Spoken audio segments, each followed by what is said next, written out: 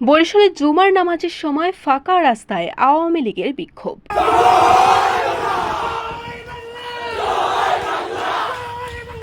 বরিশাল নগরীর প্রাণকেন্দ্র সদর রোড এলাকায় বিক্ষোভ মিছিল করেছে কার্যক্রম নিষিদ্ধ ঘোষিত আওয়ামী লীগ। শুক্রবার দুপুরে এই বিক্ষোভ মিছিল হয়। মিছিলের একটি ভিডিও সামাজিক যোগাযোগ মাধ্যমে প্রকাশ্যে এসেছে। প্রায় 1 মিনিটের ওই ভিডিওতে দেখা যায় সদর রোড থেকে মিছিলটি জেলা স্কুলের দিকে যাচ্ছে। ব্যানার সহ মিছিলটি অংশ নেওয়া নেতাকর্মীদের মুখে মাস্ক, আর কেউ কেউ মাস্ক ছাড়া। বরিশাল জেলা ছাত্রলীগের সাংগঠনিক সম্পাদক ও বিসিসির সাবেক কাউন্সিলর রাজীব হোসেন খানের নির্দেশনায় এই বিক্ষোভ মিছিল অনুষ্ঠিত হয়। তিনি মহানগর আওয়ামী লীগের সাধারণ সম্পাদক ও সাবেক মেয়র শেরনিয়াবাদ সাদিক আবদুল্লাহর অনুসারী।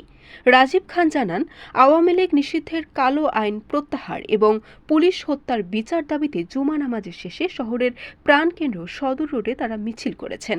কাকলির মোড় থেকে মিছিলটি বের হয়ে জেলা স্কুল মোড়ে গিয়ে শেষ হয়। তবে মিছিলে ছিলেন না জেলা ছাত্রলীগের সাংগঠনিক সম্পাদক রাজীব হোসেন খান। বরিশাল কোতোয়ালি মডেল থানার অফিসার ইনচার্জ আল মামুনুল ইসলাম বলেন, জুমার নামাজের সময় সবাই যখন নামাজ নিয়ে ব্যস্ত, ঠিক তখন ছাত্রলীগের 10 থেকে 12 জন মিছিল করে। তিনি আরও বলেন, আধুনিক প্রযুক্তি ব্যবহার করে তাদের গ্রেফতারের চেষ্টা চলছে। বরিশাল.নিউজ।